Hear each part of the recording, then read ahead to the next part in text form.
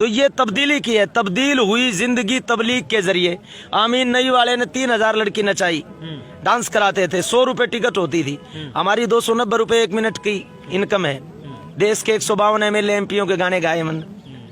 क्यों छोड़ा, क्यों छोड़ के बैठे कि इस मालिक का हक है, सच्चाई के रास्ते पे चलो, भलाई के रास्ते पे चलो, बुराई से बचो।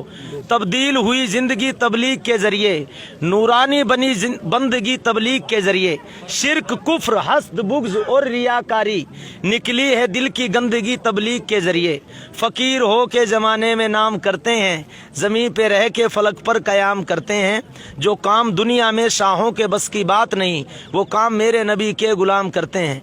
दावत के साथ गैबी मदद का नुज़ूल है, इस रास्ते में बंदे के काटे भी फूल हैं।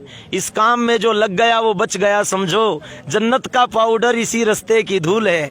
पढ़ी है फिरोज ने नज़में, कभी तो गीत गाया है, मदीने से काम चलकर मेरे भारत में आया। अस्सलाम वालेकुम। क्या बात।